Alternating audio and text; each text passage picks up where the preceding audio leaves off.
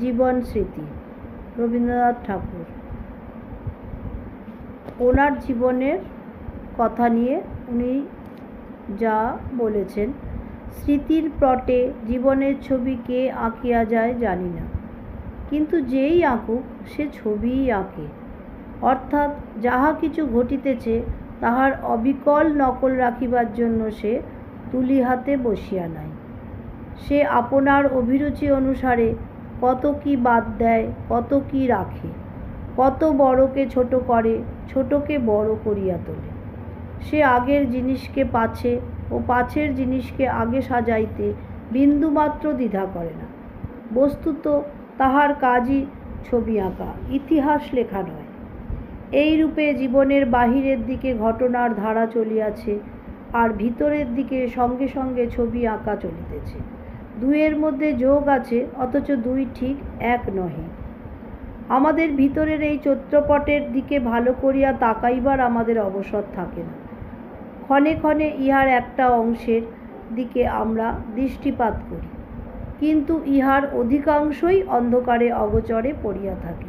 যে চিত্রকর অনবরত আঁকিতেছে, সে যে কেন আঁকিতেছে, তাহার আঁকা যখন শেষ হইবে তখন এই ছবিগুলো যে কোন চিত্রশালায় টাঙাইয়া রাখা হইবে তাহা কে বলিতে পারে। কয়েক বৎসর পূর্বে একদিন কেহ আমাকে আমার জীবনের ঘটনা জিজ্ঞাসা করাতে একবার এই ছবির ঘরের খবর লইতে গিয়াছিলাম। মনে করিয়াছিলাম জীবন বৃত্তান্তের 2-4টা মোটামুটি উপকরণ সংগ্রহ করিয়া ক্ষান্ত হইব, কিন্তু দ্বার খুলিয়া দেখিতে পাইলাম জীবনের স্মৃতি, জীবনের ইতিহাস নহে, তাহা কোনো এক অদৃশ্য চিত্রকরের স্বহস্তের রচনা। তাহাতে নানা জায়গায় যে রং পড়িয়াছে তাহা বাহিরের প্রতিবিম্ব নহে, সে রং তাহার নিজের ভাণ্ডারের, সে রং তাহাকে নিজের রসে গুলিয়া লইতে হইয়াছে।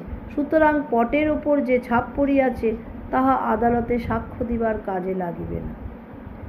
এই স্মৃতির ভাণ্ডারে অত্যন্ত যথাযথরূপে ইতিহাস সংগ্রহের চেষ্টা ব্যর্থ হইতে পারে, কিন্তু ছবি দেখার একটা নেশা আছে, সেই নেশা আমাকে পাইয়া বসিল। যখন পথিক যে পথটাতে চলিতেছে বা যে পান্থশালায় বাস করিতেছে, তখন সে পথ বা সে পান্থশালা তাহার কাছে ছবি নয়। তখন তা অত্যন্ত বেশি প্রয়োজনীয় এবং অত্যন্ত অধিক প্রত্যক্ষ। যখন প্রয়োজন চুকিয়াছে, যখন পথিক তাহা পার হইয়া আসিয়াছে, তখনই তাহা ছবি হইয়া দেখা দেয়।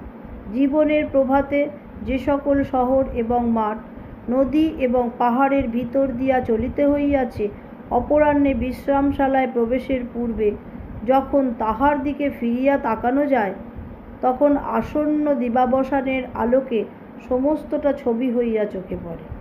পিছন ফিরিয়া সেই ছবি দেখার অবসর যখন ঘটিল, সেদিকে একবার যখন তাকাইলাম, তখন তাহাতেই মন নিবিষ্ট হইয়া গেল। মনের মধ্যে যে ঔৎসুক্য জন্মিল, তাহা কি কেবলমাত্র নিজের অতীত জীবনের প্রতি স্বাভাবিক মমত্বজনিত? অবশ্য মমতা কিছু না থাকিয়া যায় না, কিন্তু ছবি বলিয়াই ছবিরও একটা আকর্ষণ আছে। উত্তর রামচরিতের প্রথম অঙ্কে সীতার চিত্তবিনোদনের জন্য লক্ষ্মণ যে ছবিগুলি তাহার সম্মুখে উপস্থিত করিয়াছিলেন, তাহাদের সঙ্গে সীতার জীবনের যোগ ছিল বলিয়াই যে তাহারা মনোহর, তাহা সম্পূর্ণ সত্য নয়। এই স্মৃতির মধ্যে এমন কিছুই নাই যাহা চিরস্মরণীয় করিয়া রাখিবার যোগ্য, কিন্তু বিষয়ের মর্যাদার উপরেই যে সাহিত্যের নির্ভর তাহা নয়। যাহা ভালো করিয়া অনুভব করিয়াছি তাহাকে অনুভবগম্য করিয়া তুলিতে পারিলেই মানুষের কাছে তাহার আদর আছে। নিজের স্মৃতির মধ্যে যাহা চিত্ররূপে ফুটিয়া উঠিয়াছে তাহাকে কথার মধ্যে ফুটাইতে পারিলেই তাহা সাহিত্যে স্থান পাইবার যোগ্য। এই স্মৃতিচিত্রগুলিও সেইরূপ সাহিত্যের সামগ্রী। ইহাকে জীবন বৃত্তান্ত লিখিবার চেষ্টা হিসেবে গণ্য করিলে ভুল করা হইবে। সেই হিসাব এ লেখা নিতান্ত অসম্পূর্ণ এবং অনাবশ্যক।